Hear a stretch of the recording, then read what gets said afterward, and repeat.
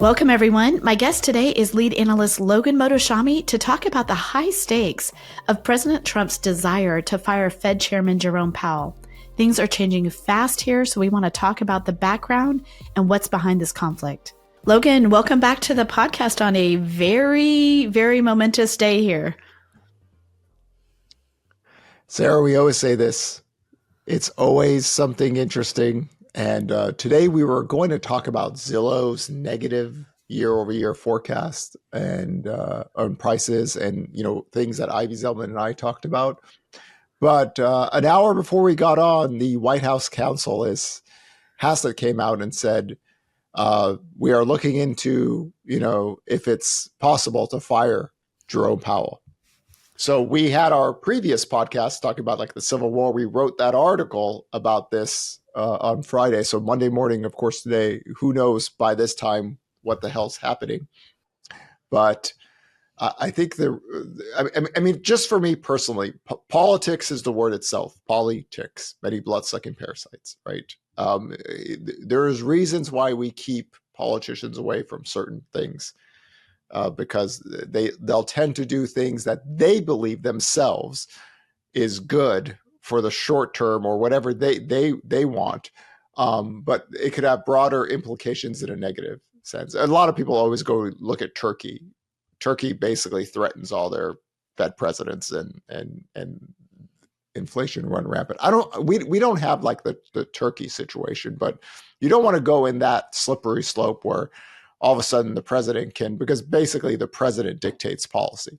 Like he could fire the next Fed president. He could keep on firing people until he gets what he wants. So President Trump wants lower rates now. But the question is, why now get into this whole aggressive front on camera with the White House counsel? What changed recently for this to become now open policy? Okay, well, let's take one step back. And pretty much everyone thinks that this could be a very bad idea, correct? What do you think the market reaction would be as far as like what this does to the overall economy? It's very easy what Treasury Secretary Bessent and even Kevin Warsh, the guy that Trump wants to replace, says don't do it. It will create market instability, right? And whatever you thought the bond market was doing before or anything like that, you are putting the greatest agent of chaos into a Dante's Inferno Bosch painting. You have no control over any of that. And once you break that genie bottle, there's no going back in there. So I understand why Bessent and Warsh, the guy who Trump wants, says don't do this. So it's one of these things where I always go back. I really believe Peter Navarro does not do Trump any good. I don't think he understands markets. I think this is just full China related. And in that sense, you think you have power over things you can't control. And clearly what the market showed is stock market doesn't care. What do you do? Get everybody to stop selling?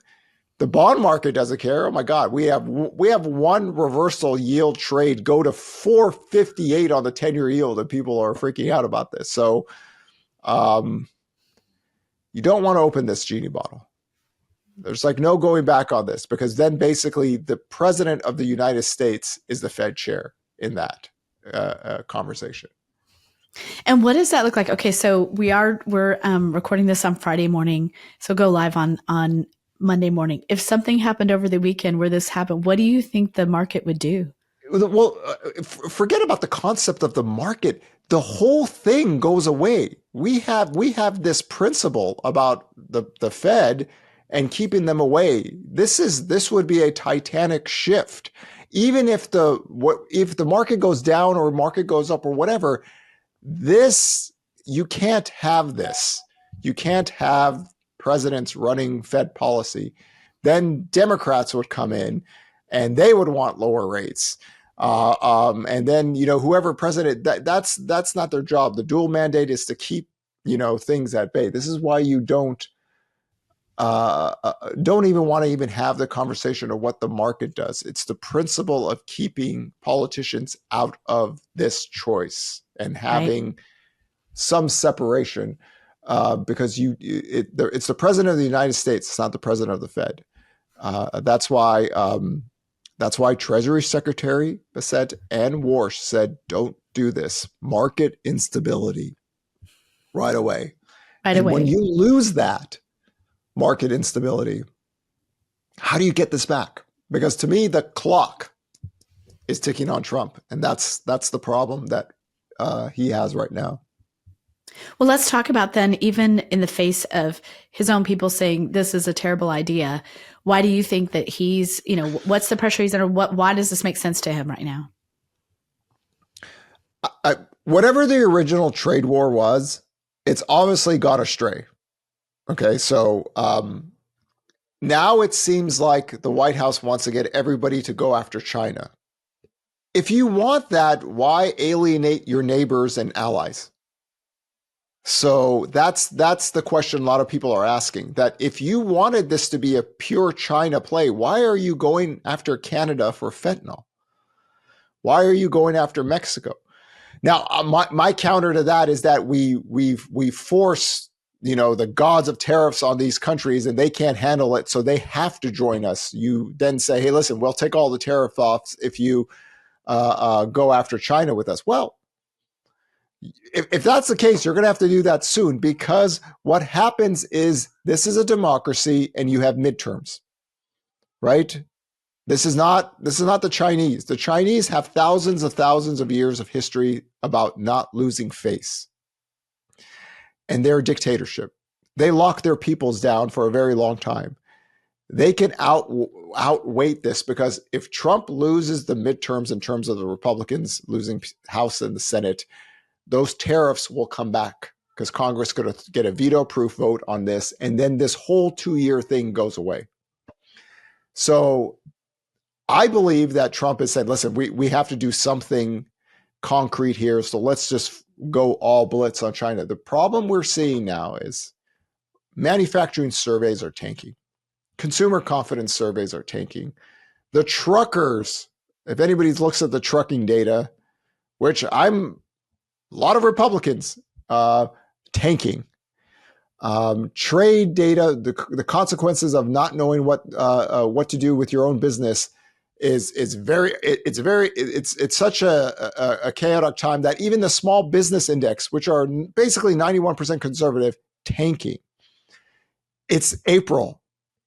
The midterm elections in terms of getting marketing is not that far off.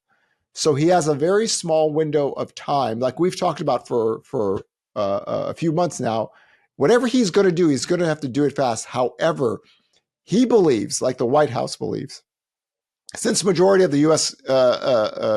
Economy is domestic consumption, right? This is correct.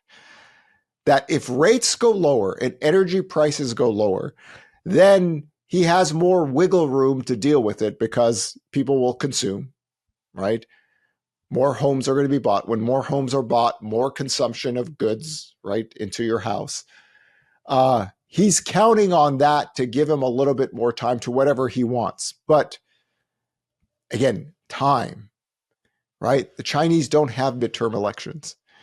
And when you flinch on one bond market move already, you have to remember there are very sophisticated, trained people right now in other countries looking at Trump's body language, looking at his staff members, everything, to try to figure out the counter to the best ways in this.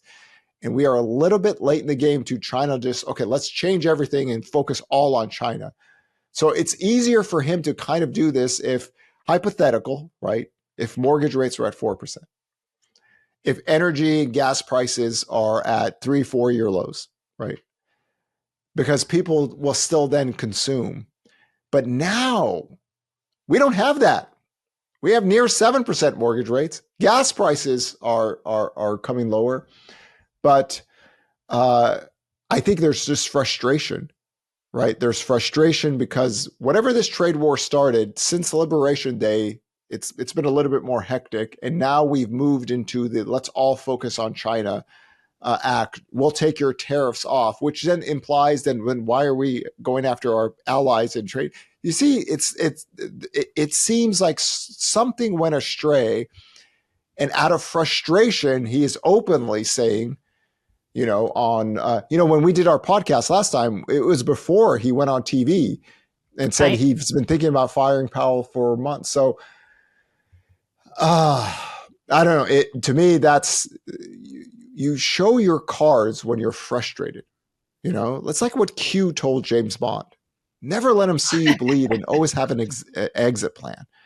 Okay, so by Monday, who knows what happens? Who knows? And we're just throwing variables out and things coming in that we're dealing with a bigger version of what 2018 and 19 was.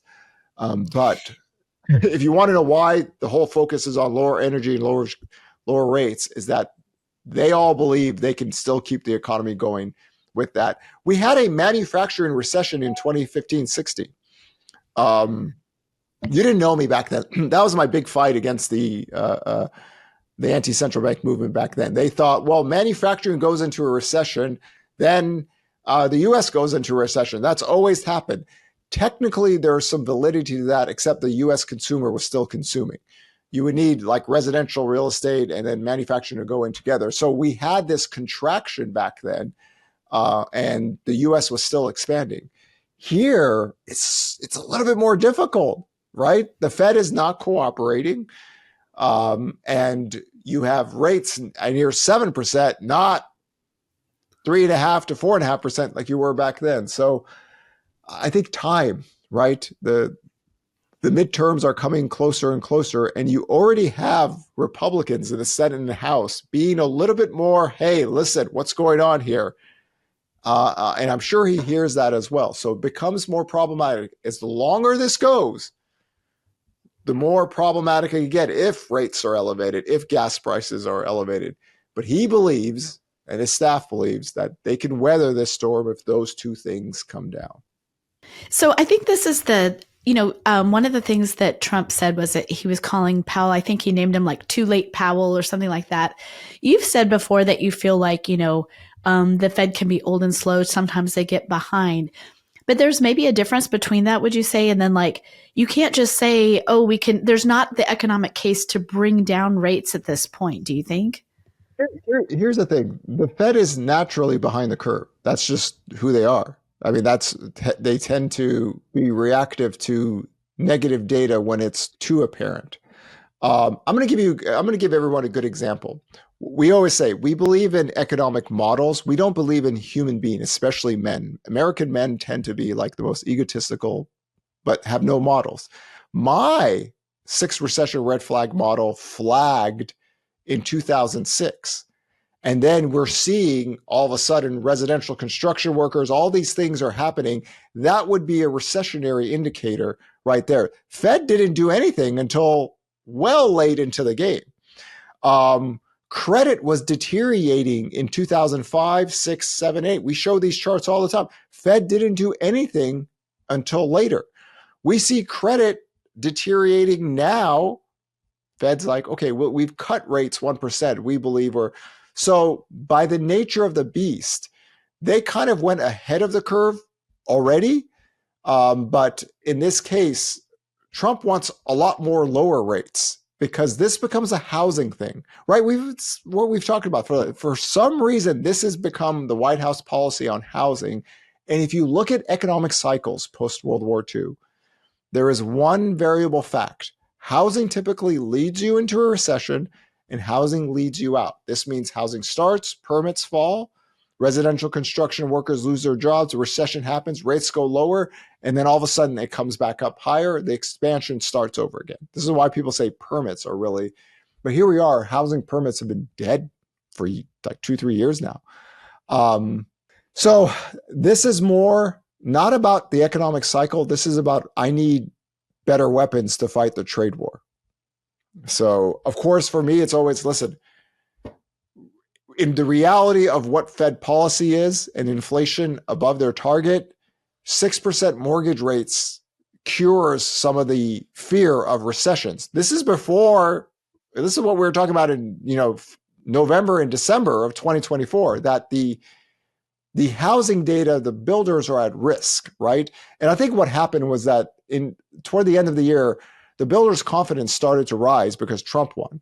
So a lot of people would just say, well, they're front loading their confidence data, so housing should be fine, except rates were going up. And what we've seen is that when rates get towards 7 and above, it doesn't work for the builders, right? So confidence, one thing, but the rate factor was the other. So hypothetical, let's just say mortgage rates were 5.5 to 6.125 the entire year. Builders feel better. Home sales grow. Activity picks up. This is what Trump wants. So just look at it in that, because during this trade war, he believes, well, okay, the consumption data is still going because you have a model to work off. You had a manufacturing recession in 2015-16, and you were able to weather that. Here, it's kind of the same thing, but that and lower energy prices, more disposable income. Just kind of keep it as simple as that. He wants to fight this trade war with more disposable income and housing growing. And he feels that gives him a better chance. That's why he wants to fire Trump. That would imply that whoever he has cut a deal with him and they're going to cut rates right away. That's a whole problem in itself too, because then the president becomes basically the Fed president making policy. So, and what if that person doesn't do what Trump wants? You fire him. Do you see the slippery slope it gets into out there? So that's why you listen. If you want to yell at the Fed 24/7, go ahead. Everyone does that. But when you open this Pandora's box, man, that's the issue. It's also, it's not like settled that he can even do this. So if he attempts to do this, and then, Powell has already said he's going to have a defense, it would go up to the Supreme Court. Like all of that in between time, that's not good. That instability is not good. It's chaos. And we saw what chaos already did. Liberation Day, what happened? All hell broke loose. So I think it's frustration. I think whatever the original trade war tap dance was, because let's remember, this isn't like day one we went into this, whatever that tariff, percentage increase was. We waited a few months, then decided not to tell kind of everybody, and then threw that in there, and now we're dealing with all this. See, when you do tariff on and tariff off, you have time to negotiate deals, okay, whatever. But that was the problem. We remember, was it 2 months ago, we said, maybe an unforced error, when you bluff so much, you eventually have to do something. Right. People say, no, he could keep on doing this. No, he can't. He has to do something because everyone's going to say he's just not serious. So serious here, but now it seems like the goalpost has moved on what the direct plan is. So this is why, again, the original thing was about, why does Trump want to fire him now? It's getting late, right? Soon we're going to start having midterm marketing going on and this and Sure. that. And it's harder for him if red states start to lose jobs, right? Because people go, well, what are you going to do for us? So I'm expecting farmer bailouts. I'm expecting trucker bailouts. I'm expecting whatever you can to facilitate, because he's going to start losing. We are in a war now, and we need to use whatever tools we have to fight this war. So think of that mindset. I need the Fed to lower rates to fight this war. I need lower energy prices. I need bailouts for the farmers. I need money to go to trucker. I need all of this to fight them. And they're sitting there. China's going, midterms, election. We don't have that issue, homie. So it's the reality. They just have a completely different timeline. I mean, that's kind of the issue. So if you want to know why we got so aggressive on Thursday and Friday, it's April. June, July, then all of a sudden Christmas is here. And, I think I might be off on here, but I think the 90-day, when they did the 90-day timing, it was July the 4th. I think I might be off, but the first thing I say is the 90-day timing of what? Remember when they said we're going to put the tariff, there's a tariff reprieve until 90 days. Oh, right. I think the 90 days was July 4th. I'd have to look that up, but you could see there's tactical things being done here for theatric presence. Boy, we have a lot to continue to talk about. I wish we could do a podcast on Sunday because I feel like things are going to change so fast, but this is great background information and Sarah, just great eventually understanding. it's going to be 24/7, 7 days a week, Logan. We're just going to like have a camera on you. It'd be like the Truman Show, and it just follows you around, and anything you say at any time gets published. I mean, this is why I'll give you guys an example how crazy things are. So I do live videos on Instagram stories to tell you what everyone's going, and I think that thing was like maybe 15,000 people a month came in January of 2020. We're like up to 1 million now, just because it's like that is crazy. You have to. People want something fast, and in normal times we don't have to deal with this. Normal times, Absolutely. we just, we wait for the data, but when you have such a high, I mean, we weren't going to talk about this today. We were going to talk about Zillow's price forecast and stuff that Ivy and I talked about. But because what happened Thursday afternoon and what happened Friday morning, we have to address the situation and what we wrote about on Friday on the reasons. I appreciate all the background and giving us, the why behind everything that's going on. Logan, thank you again. We will talk very soon. Pleasure. And who knows? It's Monday morning. This is coming out. We don't know what's going to be announced Saturday, Friday night, Saturday, Sunday, Monday morning. So Easter weekend means nothing for people making the news these days. I'm just telling you, I fully expect stuff to happen at, 6:00 tonight. May the odds be with you all. Thanks, Logan.